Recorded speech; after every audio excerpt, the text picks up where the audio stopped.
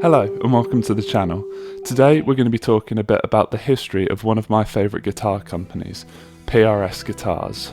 Now obviously over the years they've made a wide range of guitars, and for me to cover them all in this one video would make it about 17 hours long. So I'm not going to be able to cover every single model. I will however do my best to cover the important models and as much of the current catalogue as I possibly can.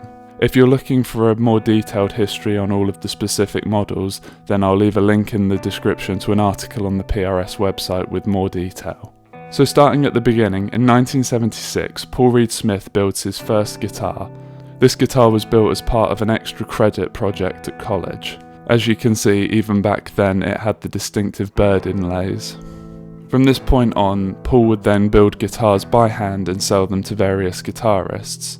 It was at some point in this period that Paul would build a guitar for arguably one of the most important guitarists in the PRS story, that being Carlos Santana.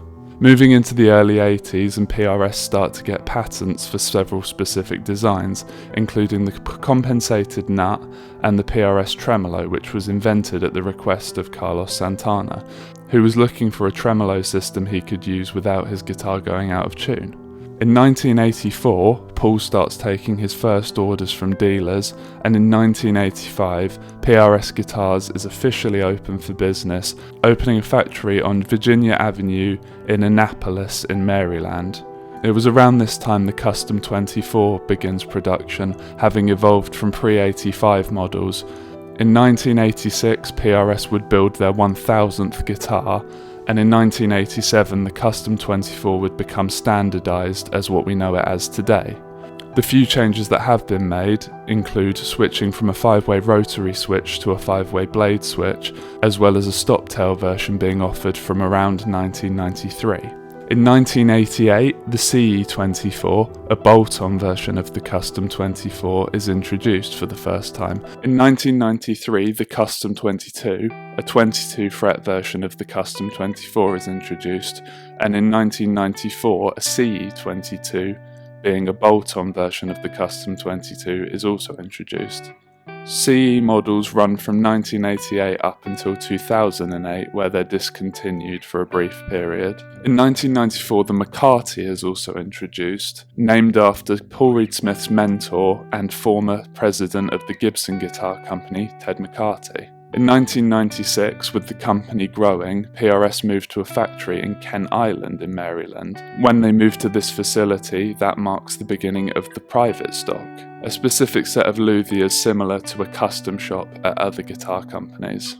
In 2000, they introduced the single cut shape guitar, and in 2001, this shape would be used as the basis for Mark Tremonti's signature model, who would go on to be another very important artist in the PRS story, being the first artist to have both a core line and an SE signature model. In 2005, Gibson would attempt to sue PRS over the single cut shape, as they said it was too close to the Les Paul. However, this case was dismissed. In 2001, the SE range, or Student Edition range, is introduced, making more affordable PRS guitars made in the Far East. Carlos Santana played a big part in this project, and the Santana SE is the first of the range to be introduced. In 2008, the Stevensville expansion is opened, having broken ground in 2006. In 2009, PRS start producing for the first time acoustic guitars as well as amplifiers. And in 2012, the acoustics would also make their way into the SE range. In 2013, the S2 line of guitars is introduced, with models such as this single cut being made on the American line but at a more affordable price in order to fill the gap between the expensive American-made core line and the Far Eastern-made SE line. In 2017, the McCarty 594 is introduced, differing in certain ways, such as the scale length and the position of the pickup selector switch. It's also in this year that the CE range of bolt-on guitars is reintroduced. In 2018, working closely with guitarist John Mayer, the slightly controversial range of Silver Skies is introduced, having been inspired by 60s Strats that are owned by Paul and John. In 2019, PRS would open a dedicated factory to SE guitars, in Surabaya, Indonesia. Up until this point, SE guitars had been made under license by various factories. In 2022, PRS went on to release their first pedals, those being the Wind Through the Trees flanger, the Mary Cries optical compressor, and the Horse Me overdrive. And in 2023, PRS would release their take on another classic Fender design, although this time it looking more like a PRS. These guitars being the NF53 and Miles Kennedy's signature model, both of which based off of classic 50s Telecasters. And that brings us up to the current day.